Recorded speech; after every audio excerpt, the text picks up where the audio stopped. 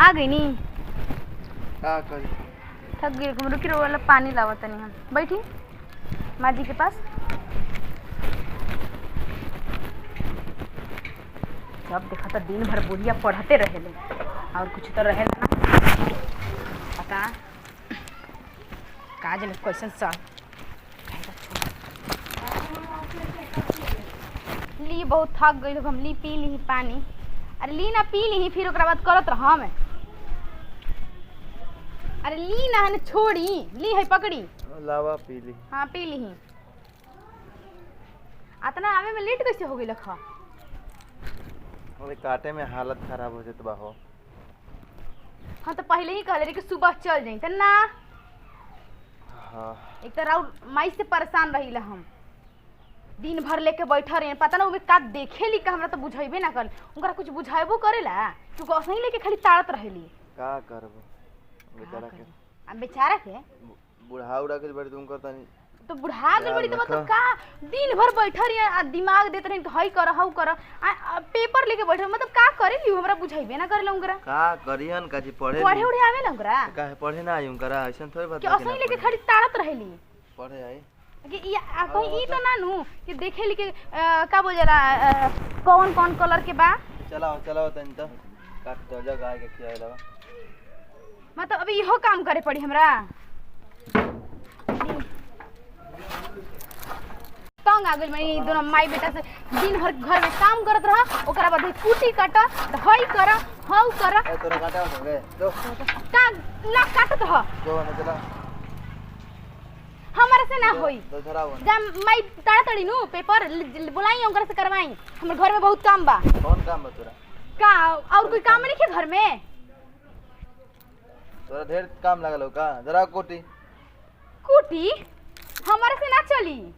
चलाई रहुए हमारे से ना चली धरा चला हमारे से ना माई के बोला ली करे खातिर हमरा से ना होई हम कहनी नु ना होई माई रोल का करतड़ी ताड़त रहतड़ी पेपर खाली पेपर का बोलत रे तुम्हारा तो पता ही नहीं चलता धराव ना बहुत दिन भर का करेली बैठा रहेली उ ना कर सकेली तू धराव तोरा का घर में हमर काम बा और हमर घर में काम नहीं खे कौची काम बा घर में तोरा कोई काम नहीं खे कौची काम बा हां गाय के गोबर उठावे के बा गाय के चारा देवे के बा कौन दी राउर माई के तो खाली पेपर लेके बैठ जाए के बा काम और कुछ तो करे के नहीं के ओकरा बाद कहीं चाय दो पानी दो 10 गो के बुला ली हन मीटिंग करवाई हन घर में बैठ के आप तो के ऊ शिकायत करी तो ऊ शिकायत करे ला उनकर सुनो अलग चर्चा मतलब इहे रह गइल बा आ राउर माई के लगे हमरा पता ना चलेला शिकायत करेली तो हमरो अच्छे से पता चल जाला क्योंकि केकरा से करेली शिकायत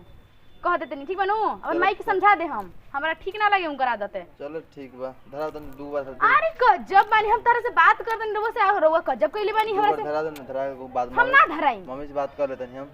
धरा मम्मी से बात करी आइंदा से उ लोग ना आवे के चाहिए आके घर में चर्चा ना होके चाहिए अगर उनकर चर्चा करे के मन बनो तो चल दिहन बहरी धरावन तुम काट दे गइया खियावे ला बना धरा बदल दो बार कल धरा देना बस तुझे ना दो बार हम ना करम हम जाते नहीं रही हमरा पेड़ देले बानी हम हमरा से ना होई त ना पानी लावा दिन भर त पेपर पढ़त रहिए न ओकर बाद पानी लावा त है भाई का पानी रहे ना पानी रहते पानी काहे मांगत नहीं हमरा से पानी हां जब पानी रहे त वो पानी मांगनी पानी गरम भए गेले रे का करत रे हां ई तार माई के हमर घर में काम नहीं खे पानी जो रहते कहतरी पानी द का कहल जातड़ी गिलास बा ये पानी पी कैसे पानी पी अरे तो बोल सकती ना कि गिलास लेके आवा कहतरी पानी द बोले के चाहिए ना तो ना पानी मांगो तड़ी हमरा से जबकि पानी जरा मग से ना पी सकेली काहे आता हमर से जलन बा है तोहर लोग के खुशी ना देख सकीला और कुछ सुनना चाहता रहा हमरा से हां काहे लागे बड़े हमने जोड़ने की देखल चाहते हां तो काहे ले बियाह करके लेली सब काहे ले जाला खाना वाला बनाओ खियाओ बस खाना ना रुक जा बताओ काम हां हां ठीक है बैठ चल काय ना लाओ काय ना निकलो चलो निकलो कहां निकलता तू माई बेटा दोनों हमरा के पैर के रहले रहत ना हां हम ना बोली लेकरा मतलब का समझ के रखले बैठे हमरा के हां समझ ले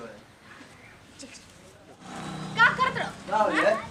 आज तक तू हमरा के मतलब का हां ए देखा हम मार दे के ए मार दे के रुक या ना हटिया मार के हम बोलत रही ना तारे के छोड़ा रात के मार बेटा के जब देखो तो शाम तक अपने को समझ लगा ए नहीं ने मारा छोड़ हम परेशान हो गइल बानी सबके साथ के हाय होला कौन ऐसे करेला दिन भर काम करत रहेला परेशान रहेला कहां सुने के पड़ेला करा छे बहास ना अरे भाई तो काम सुनो हां सब मैं मार बाबू ने मार का होले तेरे हैं हम परेशान हो जाइला कितने तेरे ना का छीना तेरे ये दे हम मां के दिखाना अभी तेरे